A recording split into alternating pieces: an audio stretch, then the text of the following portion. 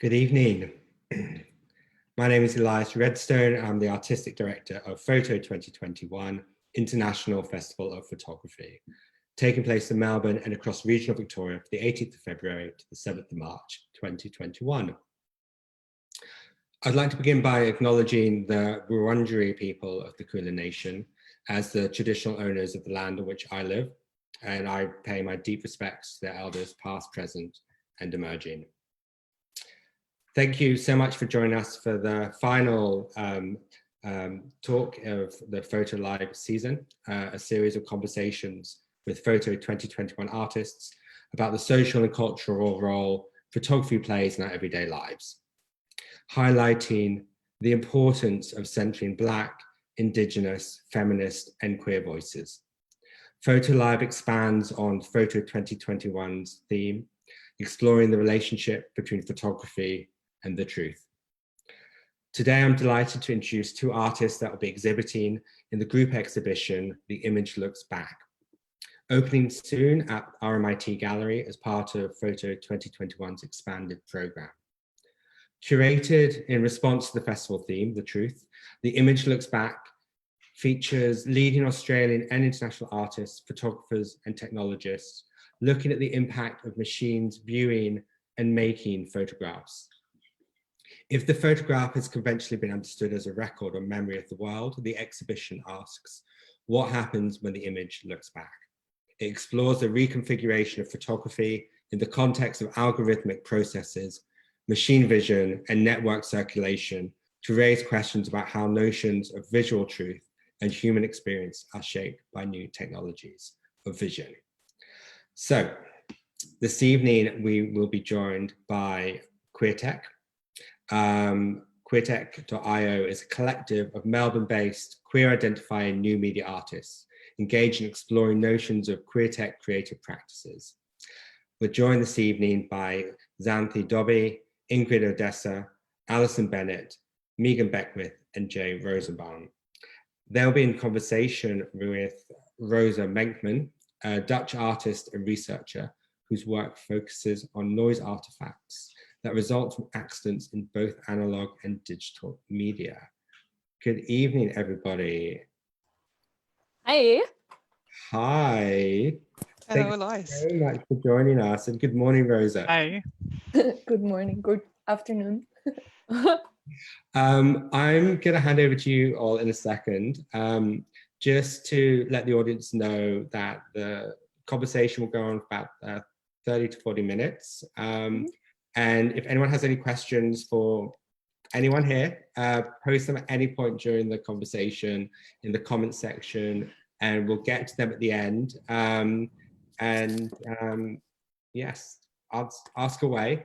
In the meantime, I'll leave you guys all to it. See you shortly. Thank you. Bye. Thanks, Thank Elias. you. Bye. Hey. So I might start us off. I'm Alison Bennett. I'm one of the members of the QueerTech Artists Collective. I thought we might just go around and introduce ourselves to Rosa, and then we can get stuck into going through the stuff we've got to unpack tonight. Xanthi, do you want to introduce yourself to Rosa in a couple of lines? How would you explain what you do? I'm Xanthi Dobby. I'm currently based in Sydney, but that means nothing because we're all based everywhere now. I was one of the founding members of QueerTech alongside Alison and Travis Cox, who unfortunately can't be here tonight, and Mark, whose surname I can't remember. Mark Payne. We love. Yes. Supremely talented Mark, yes. Yeah. Incredibly talented Mark. We've all been making work together for a few years, and we all have pretty strong independent practices as well. I would describe mine as sort of queer trash enshrinement. Yes. I'm looking forward to comparing some of your ideas with some of the work that Rosa's been doing. Can't wait. Let's do it. Yeah. What about you, Ingrid? How would you explain your practice to Rosa? Hi, Rosa. My practice is pretty strongly embedded around ceramics. though I see it as an intermodal practice, engaging with new mediums and technologies, and often using industrial processes and kind of breaking through the steps there and integrating processes. Yeah. Yeah. I really like the way your work transitions between sort of the clay and the digital quite seamlessly in some really gorgeous ways. What about Megan? Are you there, Megan? Yes, I'm here. How are you? Looking fabulous. Hi, Rosa. Thank you.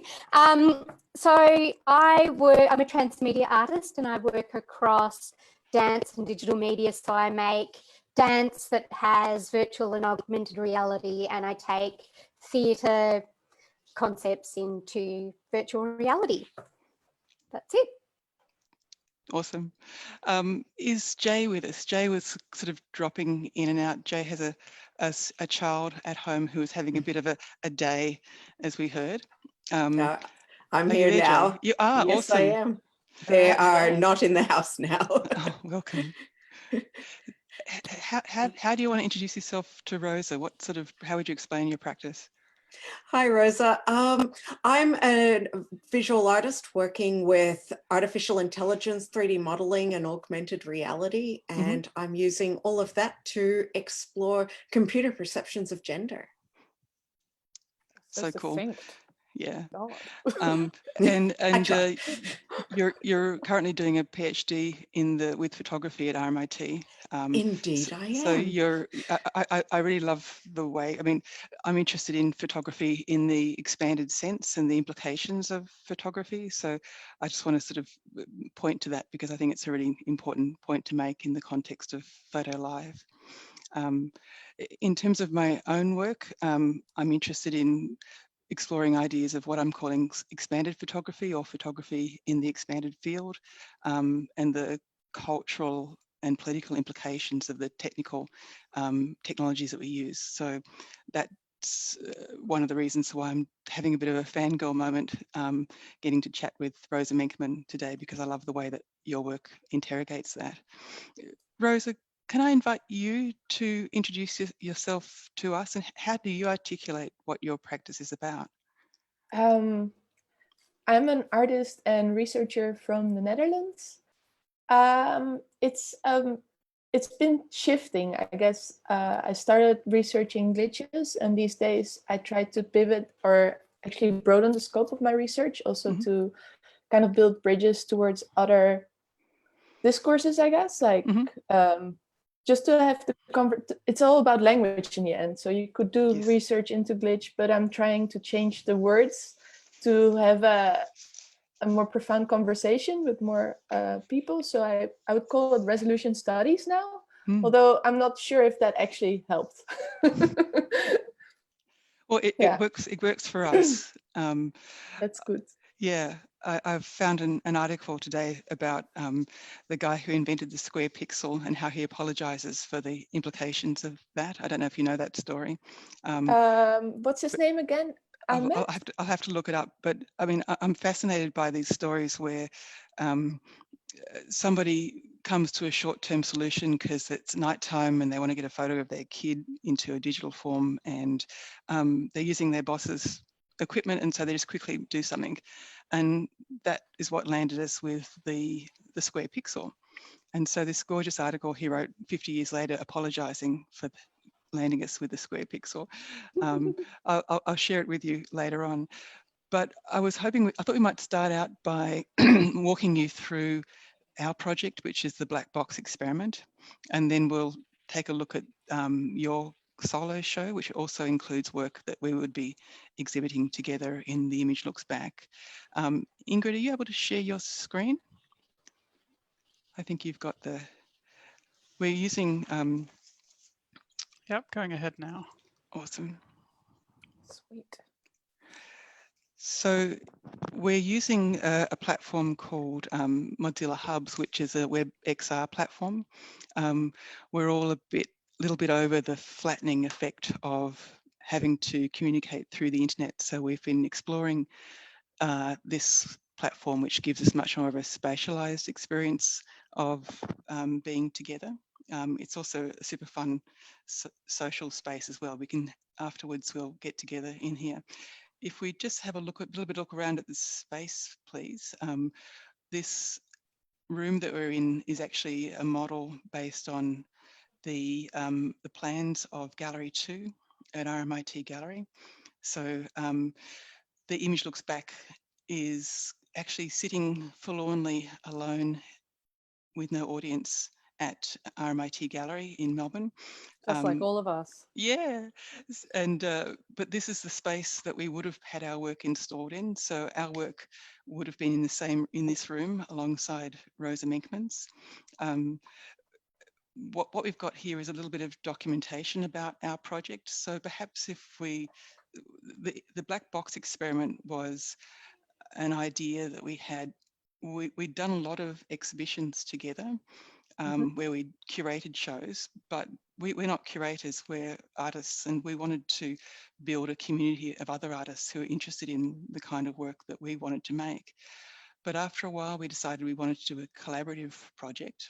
And we wanted to do something that perhaps revealed the labour of digital making. Often digital artworks are presented to the world as this kind of shiny and resolved object, and you don't see all the messiness that goes on behind it. So we wanted to do something that kind of showed the way that it's kind of a slow and messy and difficult process. And we also wanted to make it more of a performance work rather than a finished product.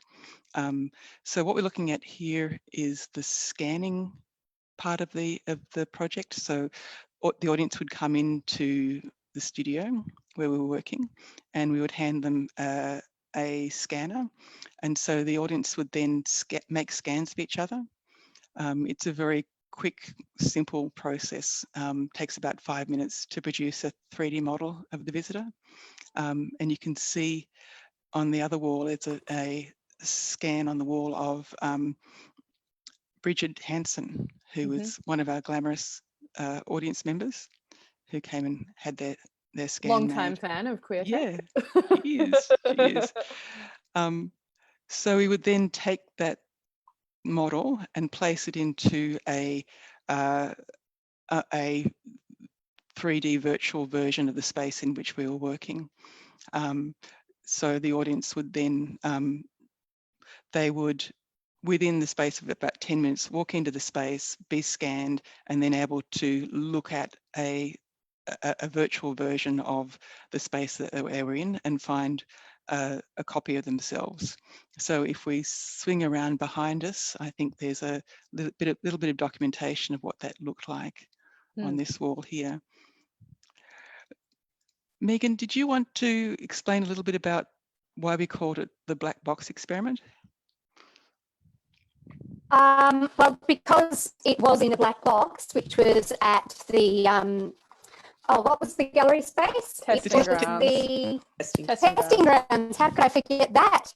But the black box in theatre is a space that is stripped back of all artiface that covers the mechanisms of the theatre.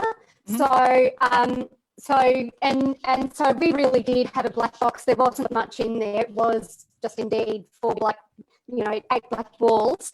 Yeah, do you want me to continue? I was actually going to black box in theatre, or was that? Yeah, and you come from a theatre background, so you can talk with authority about that. I might ask Jay to perhaps explain the black box in tech terms. It's got a very specific meaning in tech. How do you understand that, Jay? So the black box is the guts of the algorithm where the process happens. So input goes in, black box happens, and output comes out. In machine learning, we call it latent space. And that's a lovely phrase that we use. We talk about walking through latent space as being this lovely concept. But the black box is really, I think it's the nebulous void that we give to stuff happens, where the numbers are crunched in the system. All the parts that I just don't understand at all. Really a pretty face on this operation. Yeah. does that have anything to do with maximum input, maximum output? It does. Does that have Yeah. anything to do with that? It does. Yeah. So a black box is to do with input and output, which is where the I/O comes from. It's also a term that's used in sociology. And when sociologists look at opening the black box, they talk about the practice of examining those sort of closed social systems that are sort of seen as being complicated, but you don't actually understand how they work. So in this project, we were interested in sort of using that concept in all of those senses, in a theatre space, as a technological space, and a sociological space. So at the opening of The Image Looks Back, our intention was to perform this work. So essentially, we'd be making the work in real time in front of the audience. But what happened is Melbourne went into lockdown within a few days before the opening would happen. And so the gallery is really curious. I was in there just before we had lockdown, and basically all the work was hung and all the images were looking at each other, but there's no one in there to see them. One of the things that we did was to create a quarantine version of the black box experiment, which is a WebGL version of the space where you can actually go into the gallery space and look around. There's nothing in there except for a whole lot of cameras flying around, and so you get chased by this flock of cameras that are flying around the space, but there's no people in there as well. So, you know, it's one of those sort of awkward and unresolved spaces that we couldn't quite make sense of. So that was our attempt to try and fill the void, I guess. Anything else that we want to say about the black box experiment before we head outside? I feel like the black box is something that really needs to be experienced. So maybe we can post a link to that WebGL somewhere, and anyone that's watching can have a little go at it. But I really am just desperate to hear about Rosa, because I know all you guys. I know. I want to get down on Rosa. Yeah, I think we all feel the same way. We were kind of like, oh yeah, we could talk about us, but we'd rather talk about Rosa. So let's head outside, because in the gallery, Rosa's work is installed opposite us, and so we've got this work, which is Rosa. I won't try and pronounce the title because I'll mangle it. Could you give us the pronunciation for the video work that's in front of us? The beauty of doing stuff online is that you never have to pronounce it yourself. Yes. So it's a French title. It's called Picnic pour les Inconnus. So it's like, it's like a picnic for the unknown, and the unknown would be the unknown in this case, the test cards, the people that are captured once and might or might know that they're being the subjects on which image processing technologies have been tested for a long time. They're actually, I mean, I was listening to you and I was very interested in what you were talking about, the black box, which is, if you go to Wikipedia, they are talking about this opaque place, right? And you're talking about latent space. One of you mentioned the guts of the algorithm that input and output go through. Yep. I was just gonna say something about that. I think what's really important, and I think that's also kind of what I've been considering ramping up to this talk, is like, how can we actually unpack that opaqueness? Or I guess it's like kind of unpacking the ways of seeing that John Berger also already wrote a book on, but I think it's actually ways of unseeing. So in that sense, we're moving towards like, again, Hito Steyerl's work, How Not to Be Seen, but in this sense, it's a more of a directive. So it's not, we are trying to be opaque, but we're looking at something that is made opaque. So what types of opaqueness could we kind of distinguish? So I was thinking about that, and I was thinking maybe there's like, and that's a thought. I'm sure somebody already wrote about it. I'm just making up stuff that is already pronounced much better. But I'm interested in seeing it as like a field where you have like something being obscure on the one end and occluded on the other hand, right? So in that sense, something being obscure is kind of a characteristic of the thing that we're watching. Maybe it's a process, maybe it's an object. And occlusion is kind of like a more violent thing. It's a little bit more purposeful, maybe. It's an active act. So it's maybe in the hands of the engineer often. And in between them, there is this zone of obfuscation, right? And that's like, it might be, or it's like an overlapping field, let's say. So I think with this particular work, Picnic pour les Inconnus, I was looking at maybe what the engineers or who the engineers have put into the field of how to make things being seen. But by doing so, I was also trying to see if there's like ways to tease out what is actually what settings are being occluded, I guess.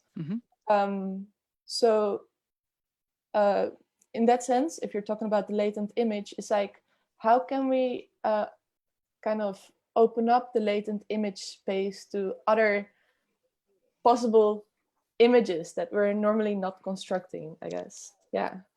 But that's like me going back to the black box. That's not about. Yeah. This work is also included in your solo show, which is it San Jose University where that's currently being shown? Yeah. It's in quarantine, so it's looking at itself like like how your exhibition, how we're all looking at ourselves all the time. Yeah. We're really in a mirror state now. Absolutely. I wonder if we could look at so the exhibition. That exhibition has a whole lot of sticker books available in it, where you've put your gorgeous ladies here. Can we zoom in on that grid of images that we've got there? There it is. So, yeah, actually, just to make a caveat, the sticker book is for another exhibition that was here in Berlin. It was from the Zentrum of Netkunst here, and they actually made these really nice sticker books, which is, I know that you in Australia didn't have Panini, and I don't know how far in the world Panini was spread, but as children, we would like collect stickers or buy sticker packs. And then it was a very disgusting model of spending a lot of a lot of pocket change as a child. But yeah, is it like Tazos or Pokemon cards or something like that? Yes. Yeah, cool. Yeah, and then you have to exchange with your friends to get the right stickers to fill up the book. Yeah. But yeah, that exhibition came with like this thing that you see now that we're looking at in hubs, and in real life it was a tinier piece, but it should have had all the stickers, but printing stickers is actually expensive, so it's a little bit hard.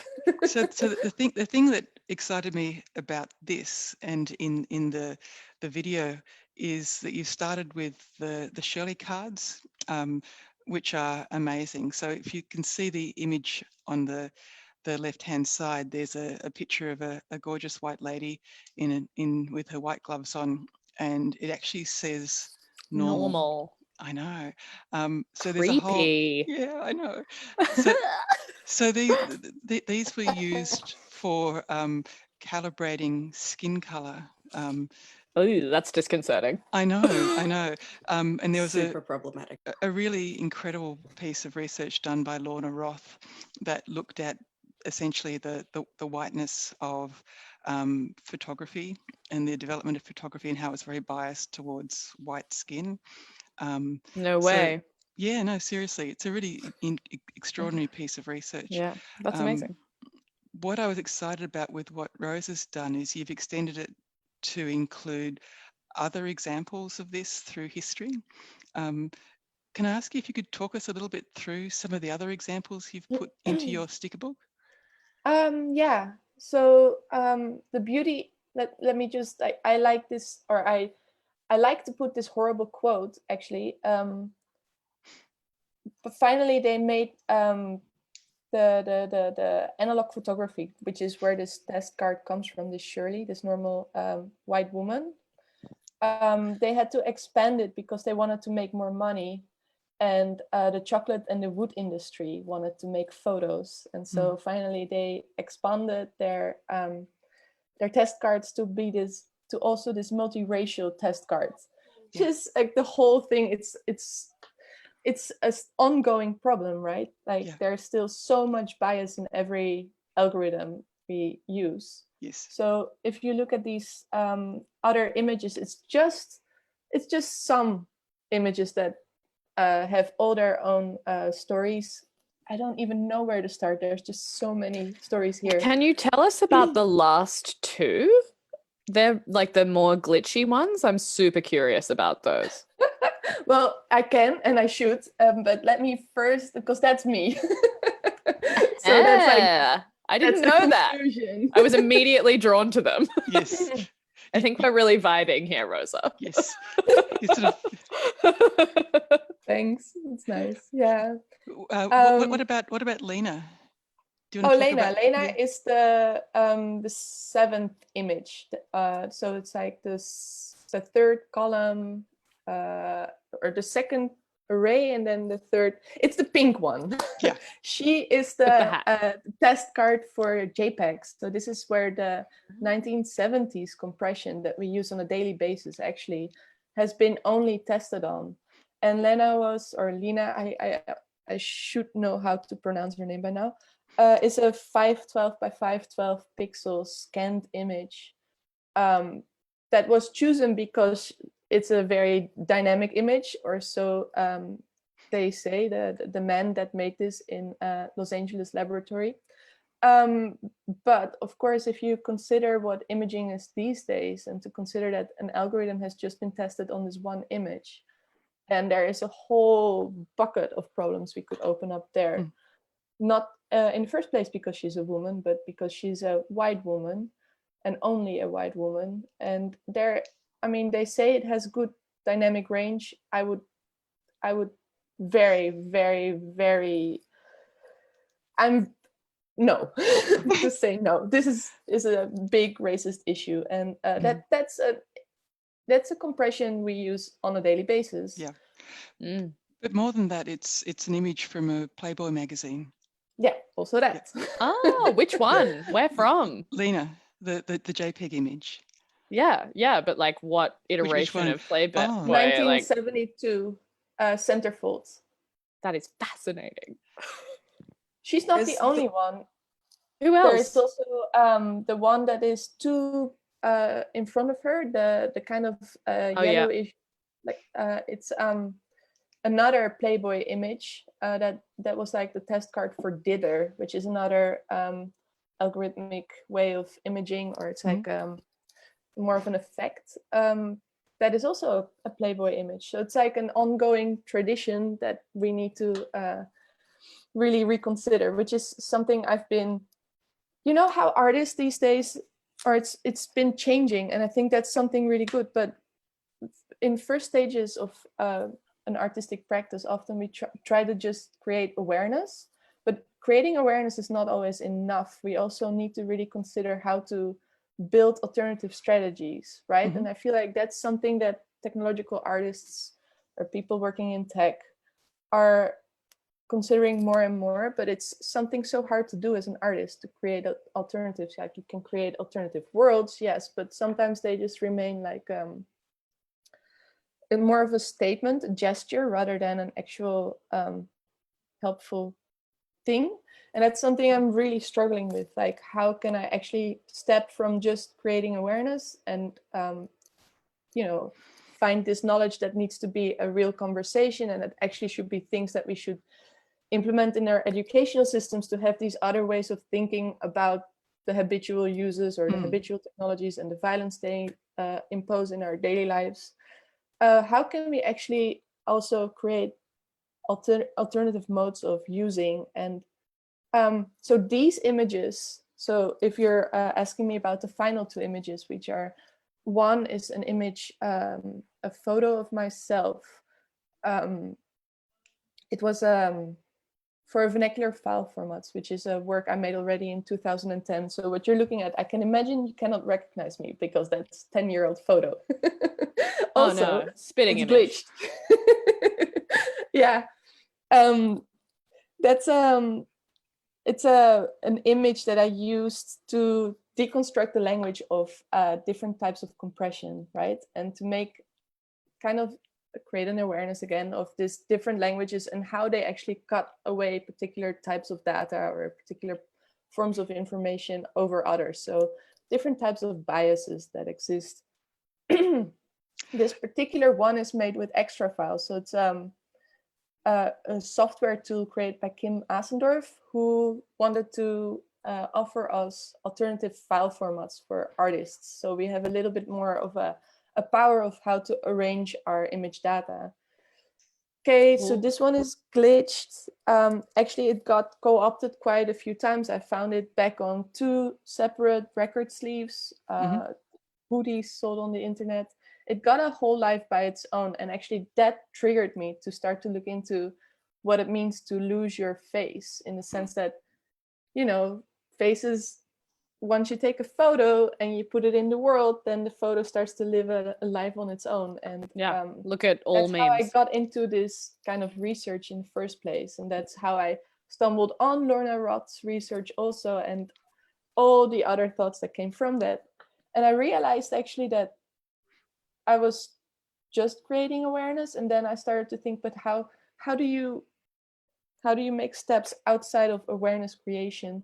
And because I'm not an engineer or a programmer so much, I can just do it by funny gestures, I guess, still, which is like, no, I don't want to say that. It's like a serious gesture. But so the final image that you see is a test card for decalibration, which is also my face, but in this case I've put my face through this photography application, which is called 365 Perfect, which is it's a software with which you can make yourself perfect. You know how everybody these days, like even Zoom has like this automatic blur mode, so you can make yourself, in this case even it has this like white filter, so you can make yourself a little bit more white. You can take all your blemishes away. You can make your lips more perky, whatever. You can I'm just immediately perfect. Looking at all of the settings of Zoom being like, I need to know this program better. Yes. Well, I wish you could see all the settings of Zoom. They obfuscate and occlude a lot of things that you should be able to see. But yes, okay. So in this case, I put my image through this perfect software, and I did it many, many times, hundreds of times. And what you see is like the bias or what the emphasis becomes of the beauty. But if you do as many, many times, you actually become like this. Very beautiful. Yeah, stunning. Very beautiful. Extreme. It all worked out. Yeah. It reminds me a little bit of some of Jay's work, where Jay's working in collaboration with AI algorithms, and in a way sort of reverse engineering how the AIs work. Is that how you would understand it, Jay? Oh, absolutely. But it was personally putting me in mind of the biometric mirror that was done in Melbourne, that used a similar sort of perfecting algorithms to make your ideal face. And of course, the end result is incredibly alien and wonderful, which I love, where I use algorithms to create whole new faces out of nothing. And they're just assemblages of flesh and eyeballs and gaping mouths. And it's quite horrifying and wonderful. So from what I've observed of Rosa's work, it's very much about sort of revealing the architecture behind the images and the cultural biases that are embedded in the formation of the technologies. But I'm also thinking, when Rosa and I first looked at this, Rosa, you said to me, you made the point that these are not your photographs, other than the last two, but they're sort of, but I sort of feel like they're a conceptual work in terms of you bringing them together. They're everybody's photographs. Nobody Yeah. owns anything anymore. Yeah. So I was going to Not ask the way you arrange. Yeah, and I was going to say to Xanthi, you work with found images I do. in your work. How do you think through that, and what guides your choices of your found images? Well, I would love to say that it's a philosophical, activistic motion towards the greater good, but I think that generally speaking, obviously my work is critiquing the internet and the way that we interact with it and the way that we consume media and spit it back out into the universe. I deal a lot with meme culture and porn and everything that the internet has to offer us, Celebrity. really, and celebrity a lot, and try to smash it all together in a blender and then add some sort of religious overtone to it for some reason that I just keep circling back to. But in regards to the actual image and the way that I collate resources to collage with, I think that it's more of a kind of organic process. So it almost, the way that I gather my resources is a de-informationalization of them, or like a dehumanization of them. So when I'm looking at images, I'm looking at them as forms, or in the way that you might envisage a painterly stroke or something like that. So often when I'm gathering materials that I'm going to be collaging with, I type in things like colors or themes or things like that into porn engines, into Google engines, into whatever fucking stock footage zone I'm in, to try and find something that I think will formally, compositionally fit into something that doesn't exist yet.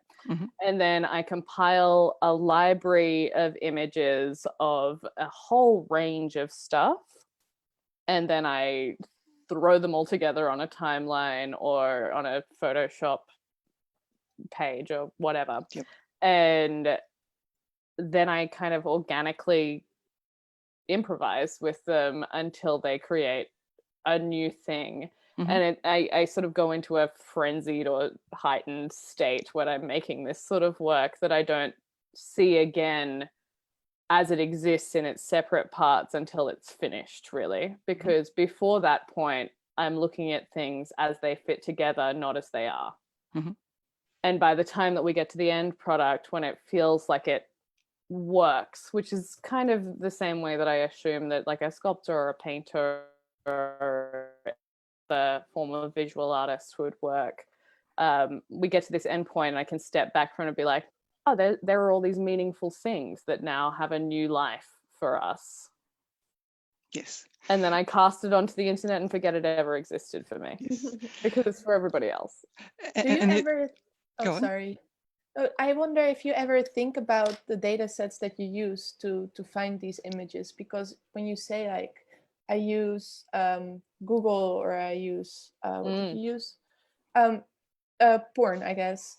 Those data sets are so biased too, right? If you search for a particular... I think I'm wanting to lean into the bias. I think I'm wanting to very deliberately use whatever my algorithm is throwing back at me in a similar way that like an analog collage artist would flip through a magazine, and that's the parameters of what they have to work with. Like I'm fully aware of the cookies and the trackers and everything that is within my browser history. And I need those parameters because otherwise, like to create, I don't need them on a societal level. But I think I'm leaning into the fact that those parameters exist so that there is something to restrain the notion of internet for making further internet art, because otherwise we enter this endless abyss. Yeah, you call it an abyss. I'm also thinking about the word oversaturation, or to saturate something. Oh yeah, and I love oversaturation. You should Google me. Yeah, I would. Hilarious. Maybe that's a good point to move the view to the next work of Rosa's, which is is it the White Shadows work? This work over here. Whiteout, you mean? Yeah. Whiteout, yeah. So the exhibition is called the exhibition that you're in is called Shadow Knowledge. Yeah. And there's other work I've seen of yours called White Shadows. So you're playing with these ideas a lot. When we first started, you mentioned that you're using language very much as part of your tool set, as part of your strategy. I think you said that white shadows are to do with oversaturation. Is that correct? Well, I mean, white shadows, yeah, if we want to get into it, it's not one thing per se, right? So for me, white shadows is actually a term that I, again, kind of got inspiration from Mito's style. She is talking about shadows and how LIDAR, so a 3D scanning technology, is supposed to be like this, again, this word which we keep coming back to, this ultimate truth making technology. Because if you scan something, you can make a real scan of the space over than just a 2D image plane. Or that's how law enforcement technologies used to frame their use of LIDAR technologies. However, as she says it in her talk, which is a talk you can see online that I would recommend to watch. These technologies, they are still being put from a spot. They're still being operated by somebody that chooses one position to scan. Especially the older LIDAR technologies, you would scan from one surface and you would scan maybe that surface, but you wouldn't see the back of the image. So while you have these shadows, and LIDAR technology itself uses these like dots, which are often white, which is, I guess, where she got the white from. These shadows are the other side of the image, but at the same time, they're also kind of in this gaze that the scanner, the person that makes this truthful image, points the camera from. So shadow knowledge was for me specifically how to learn to deconstruct the latent space, or how to see what the engineer or the pointer of the camera has occluded while they were making an image. Yeah, so a lot of these works, they're kind of connected in a stream or a, like a research, and that's why they reference each other so much, like whiteout,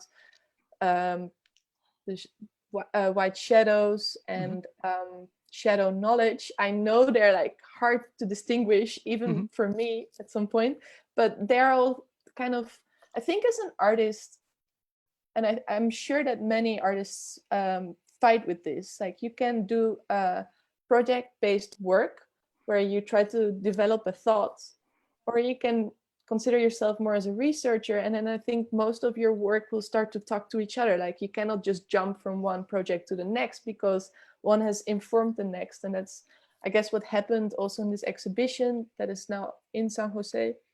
A lot of the works come from multiple years of thinking and developing thoughts, and yeah, so whiteout is like a part that I think sits really nicely in conversation with what we just saw, these cards of Caucasian ladies and shadow knowledge. Yeah. If we turn around, we'll see some installation shots of that exhibition. There it is. Is that right, Rosa? Is that the exhibition at San Jose? Those are stickers. That's the other one. That's a sticker one. That's the Berlin one. I got it off that same page.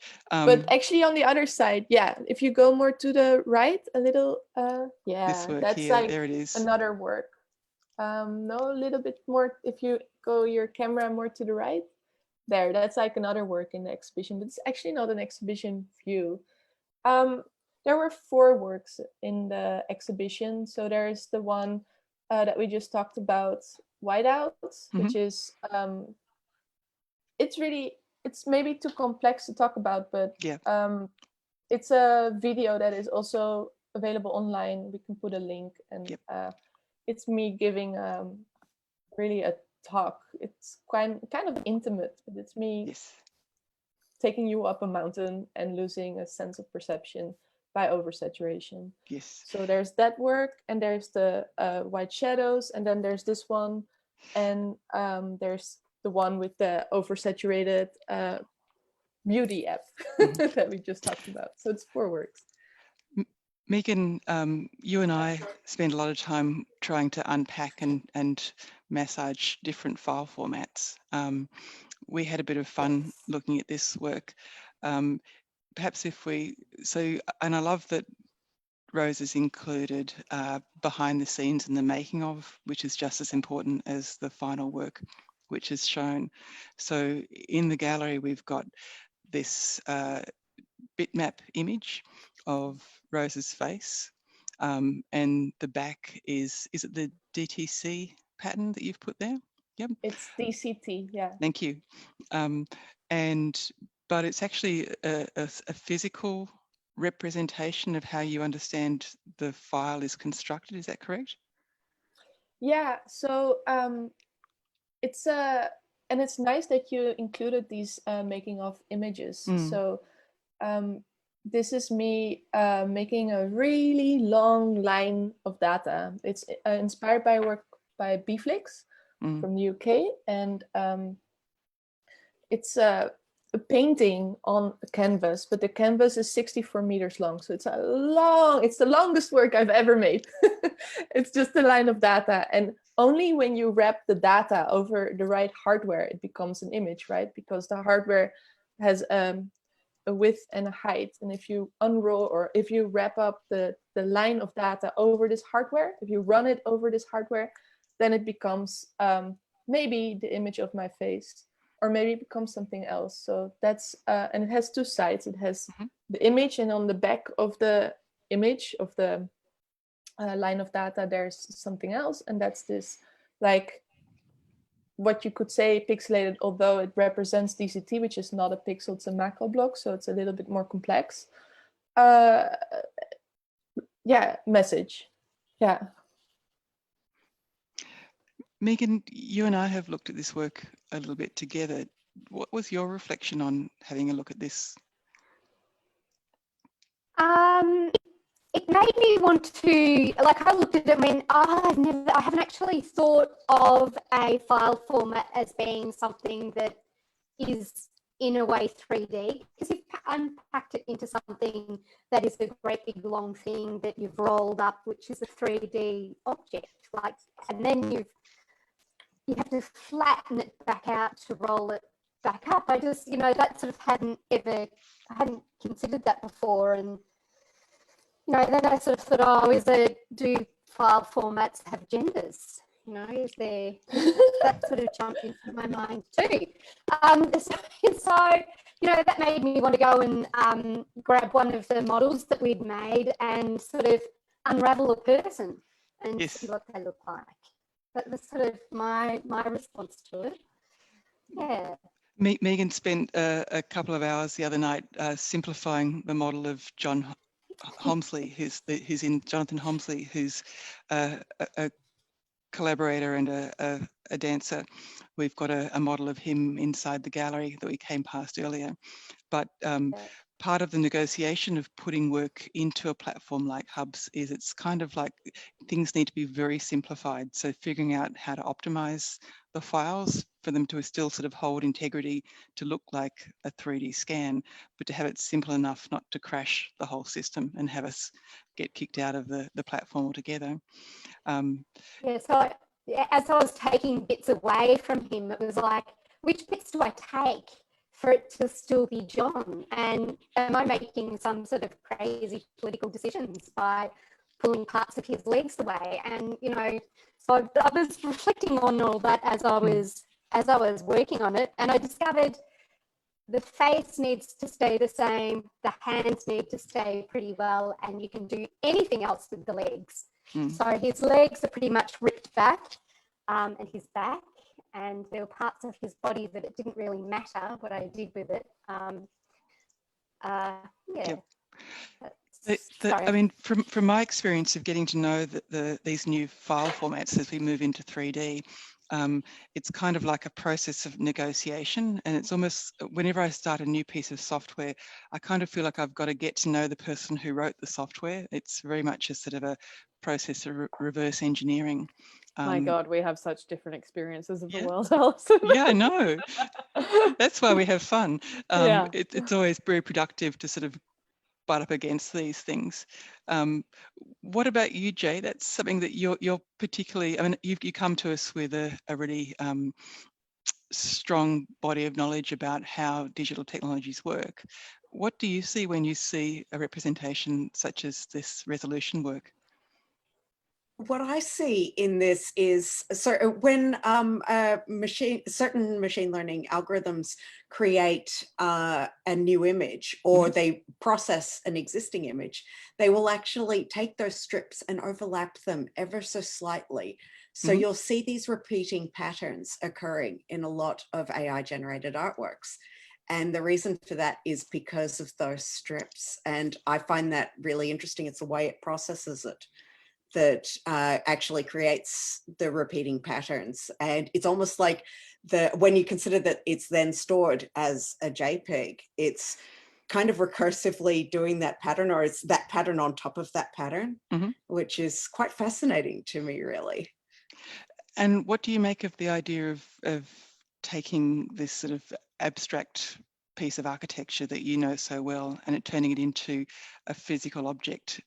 Is that an odd idea to you? I know that you're sort of working at how to materialize your own work.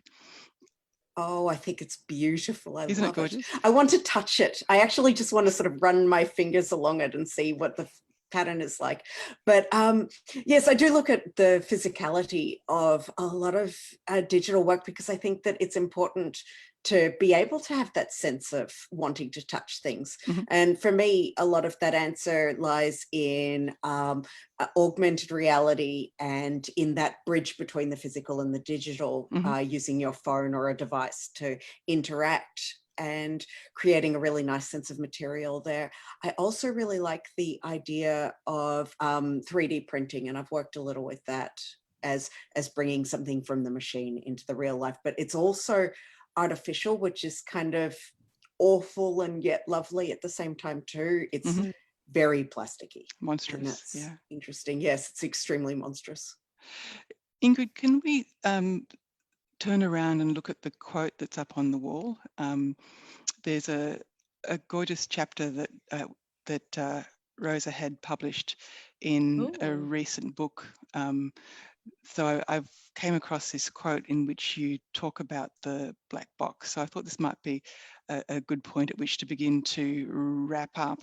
But before we do, Rose, I'm just going to know if you can see, I actually, with my students, we got a long strip of paper and had a go at making pixels to wrap around a piece of cardboard to have a go at doing this ourselves. So, oh, fantastic. Yeah. So when earlier on you were talking about the slight note of despair about how one has an impact on the world, I believe that increasing people's sense of confidence about how the technology, the architecture behind the technology is a source of empowerment.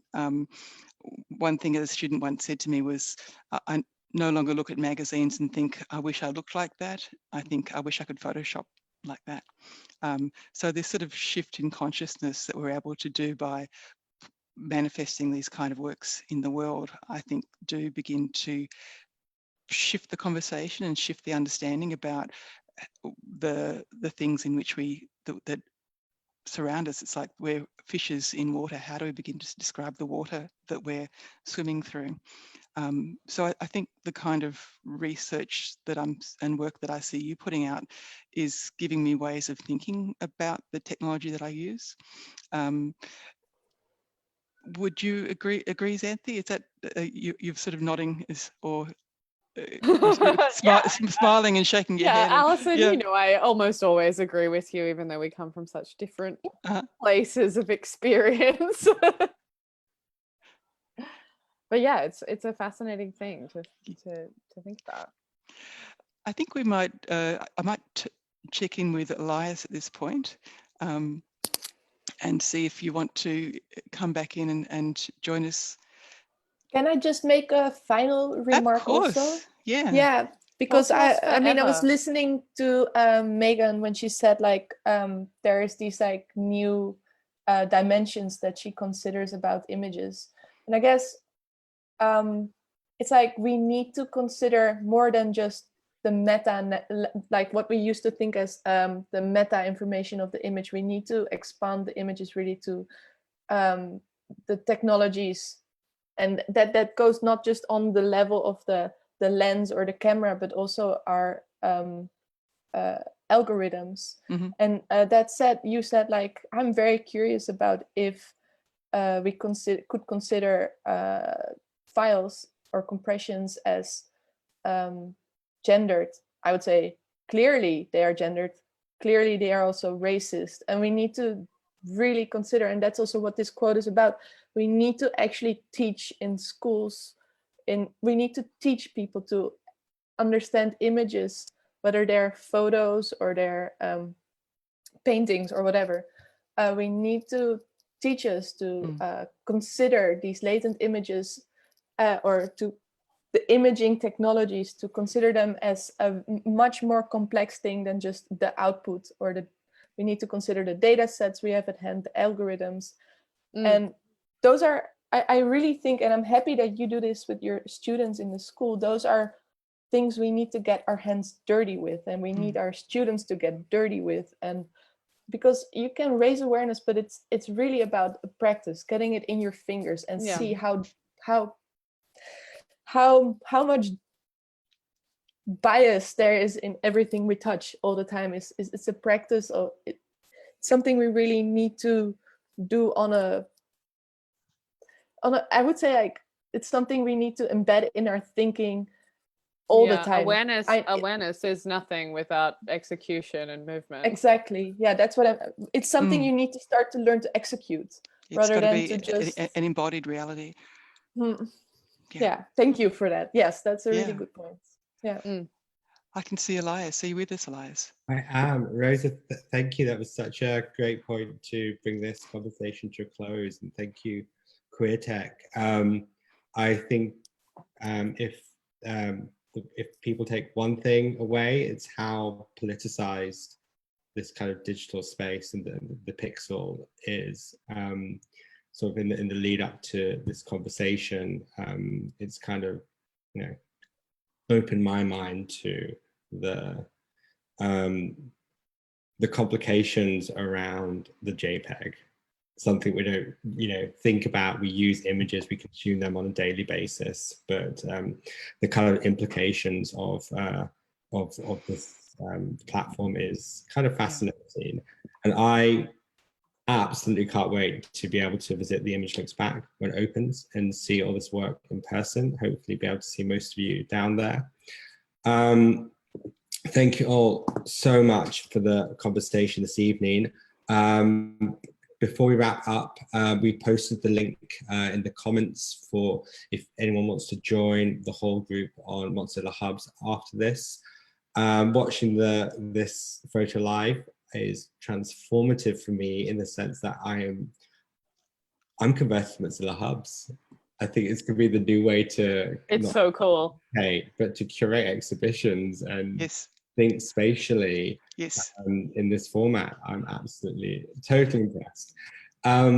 Huge thank you, Rosa, Ingrid, Alison, Xanthi, Megan, and Jay for this conversation.